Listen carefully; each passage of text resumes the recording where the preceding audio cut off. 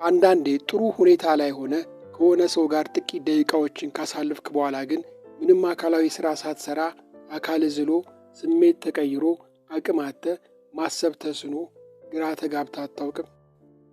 ምናልባት ከቅርብ ጓደኛ ወይም ከሥራ ባልደረባ ጋር ለ5 ደቂቃ ያህል ቡና እየጠጣን እናውራ ተባብላችሁ ከጭውውቱ በኋላ ተለያይታችሁ ስትሄዱ ወዲያውኑ ባላወቅከው ምክንያት ከባድ ድካም ተጭኖክ አቅም አጥተህ በጭንቀት የተሞላበትና የሚከብድ ስሜት የተሰማ ጊዜ የለም? ምንም አካላዊ ሥራ ሳትሠራ ሰውነት ድክም ይላል፣ አቅም ታጣለህ። አንዳንድ ሰዎች የራሳቸውን ኔጌቲቭ ስሜት፣ ጭንቀት ወይም ያለመረጋጋት መቋቋም ስለሚያቅታቸው ሳያውቁት ወይም ደግሞ ሆን ብለው ያንን የውስጥ ትርምሳቸውን በአንተ ላይ ያራግፋሉ። እነሱ ቀለል ሲላቸው፣ አንተ ግን ከብዶህና ዝለህ ትቀራለህ።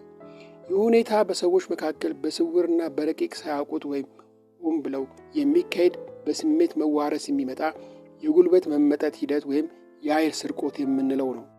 እነዚህ ሰዎች ያንተን የህይወት ኃይል ወይም ላይፍ ፎርስና የውስጥ ሰላምህን በሥራ ላይ እንዳታተኩር፣ ደስታ በደስታ እንዳትኖር፣ ለጤና መታወክ የሚዳርጉ ኃይልና ዕድልን እንደ ባትሪ የሚያሟጥጡ መንፈሳዊ ዘራፊዎች ናቸው። ጥንቆላና መተት የሚጠቀሙና በመናፍስት አሰራር ውስጥ ያሉ ሰዎች አንተን በማስፈራራት ለምሳሌ በህልም፣ በትንቢት ወይም በዛቻ ኃይል ይሰበስባሉ። ፍርሃት በጣም ትልቅ የኤነርጂ ምንጫቸው ነው። አንድ ሰው ሲፈራ የሚለቀው የወረደ ኤነርጂ ለእነዚህ አካላት እንደ ምግብ ያገለግላል። ክፉ ዓይን ያላቸው ደግሞ ወይም በሀገራችን ቡዳ የምንላቸው ሰዎች ደግሞ የአንተን ስኬት ሲያዩ በውስጣቸው የሚፈጠረው ክፉ ምኞት ኢቭላይ የአንተን መንፈሳዊ የኃይል መስክ በማለፍ የዕድል በርህ እንዲዘጋ ያደርጋሉ።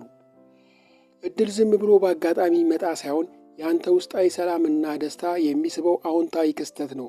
ዕድል የኤነርጂ ውጤት ነው። የእነዚህ የኃይል ዘራፊዎች የአንተን ደስታ ሲመቱ አብሮ የሚሄደው የስኬት መንገድህ የሚዘጋውም የዕድል በርህም ጭምር ነው።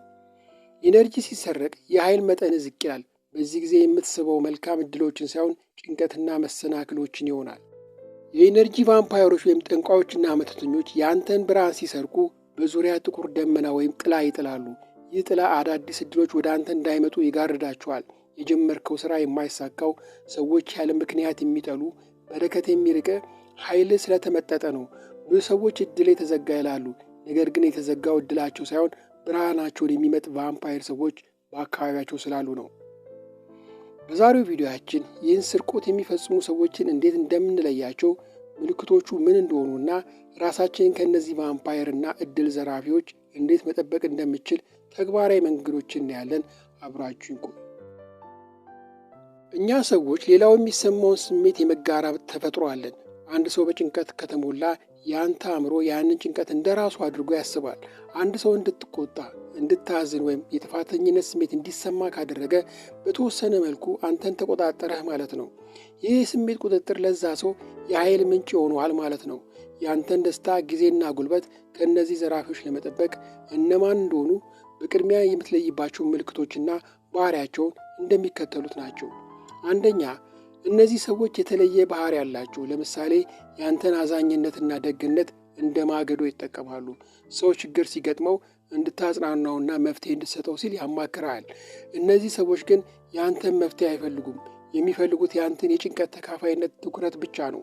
ሁልጊዜ እኔ ምስኪን ነኝ፣ ሰዎች ያጠቁኛል የሚል ስሜት የአንተን መልካምነት በመጠቀም ጉልበትህን ይመጣሉ። እነዚህ ሰዎች የሰዎች አዛኝነትና ትኩረት ከራቃቸው የሕይወታቸው ትርጉም የጠፋባቸው ይመስላችኋል። ስለዚህ ሁልጊዜ አዲስ የሚያሳዝን ታሪክ፣ አዲስ በደል ወይም አዲስ ጠላት ይፈጥራሉ። ሁለተኛ፣ ሁሉም ነገር መቆጣጠር ይፈልጋሉ። የአንተን አለባበስ፣ ሐሳብ፣ እምነት ወይም ውሳኔን ለመቆጣጠር በመሞከር በማስጨነቅ ኃይልህን ይዘርፋሉ። የአንተን አመለካከት አይቀበሉም። ሁልጊዜ የእነሱ ሐሳብ ልክ እንደሆነ የአንተ ደግሞ ስህተት እንደሆነ ይነግሩሃል። የራስን አእምሮ እንድትጠራጠር ያደርጉሃል። የአንተን ነፃነት ሲቀንሱ የእነሱ ኃይል ይጨምራል። ሁልጊዜ ድርጊትን የሚነቅፍ፣ ውሳኔን የሚያጣጥልና እንቅስቃሴን የሚከታተል ሲኖር ምን ብዬው ይሆን የሚቆጣው?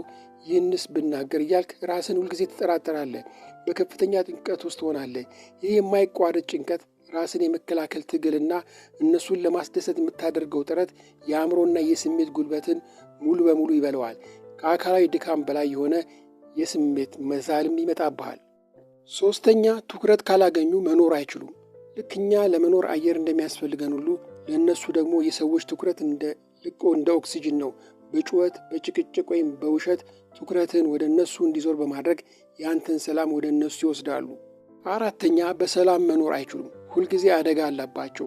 ያንተን ወደ ጭንቀታቸው በመሳብ አንተም እንድትጨነቅ ያደርጋሉ። በዚህም ትኩረት በማግኘታቸው ይረካሉ።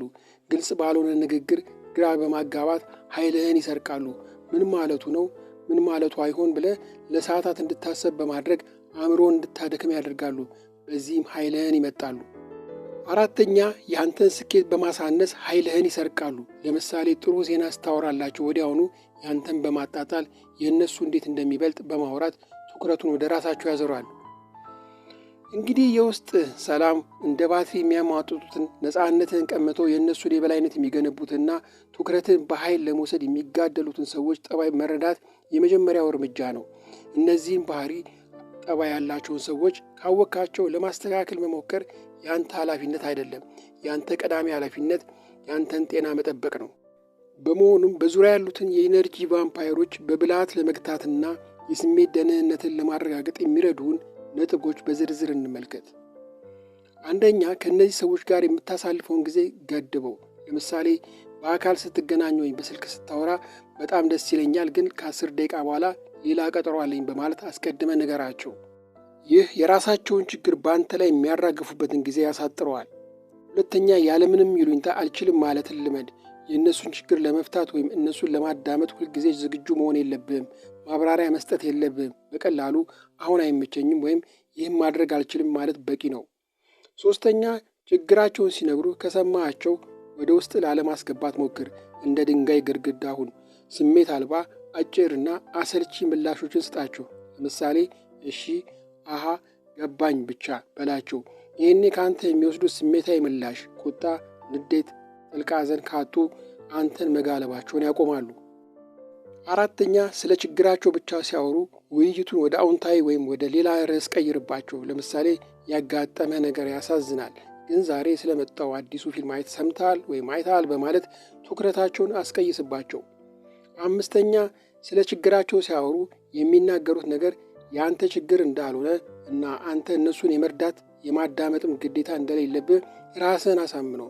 ቃላቶቻቸው በውስጥ እንዳይገቡ የኃይል ጋሻ በዙሪያህ እንዳለ አድርጋ አስብ። ስድስተኛ፣ ከእነሱ ጋር ከመገናኘት በፊት ራስህን ለማረጋጋትና በውስጣዊ ጥንካሬ ለመሙላት ጥቂት ደቂቃዎችን ውሰድ። ከተለያያችሁ በኋላ ደግሞ የመጣበት መጥፎ ኔጌቲቭ ስሜት ለማስወገድ ለምሳሌ በመጸለይ፣ በመታጠብ፣ በጥልቀት በመተንፈስ ራስህን አጽዳ። ሰባተኛ፣ እንደዚህ አይነት ሰዎች ይልቅ ጉልበት የሚሰጡ የሚያበረታቱና ጤናማ ግንኙነት ያላቸው ፖዘቲቭ ጓደኞችና የቤተሰብ አባላት ጋር ጊዜህን አሳልፍ። ስምንተኛ፣ በቂ እንቅልፍ ማግኘት፣ ጤናማ ምግብ መመገብና የአካል ብቃት እንቅስቃሴ ማድረግ የአንተን የስሜትና የአእምሮ ጥንካሬ ይጨምራል። አካለ ሲደክም ለኢነርጂ ቫምፓየሮች በቀላሉ ተጋላጭ ትሆናለህ። እንግዲህ ዋናው ቁልፍ ነገር ያንተን መንፈሳዊ ኃይል የመጠበቅ ኃላፊነት ያንተ ብቻ መሆኑን ማመን ነው። ለሌሎች ማሰብ ጥሩ ቢሆንም ያንተን ሰላምና ጤንነት መስዋዕት በማድረግ መሆን የለበትም። ያንተን ኃይል ትልቁ ሀብት ነው። ቦርሳ መንገድ ላይ ለምታገኘው ሰው ሁሉ ዝም ብለህ እንደማሰጥ ሁሉ የውስጥ ሰላምህም ሰዎች እንዲዘርፉት አትፍቀድ። ራስን መጠበቅ ክፉ መሆን ሳይሆን ለጤና የግድ አስፈላጊ ነው እላለሁ። ሰላም።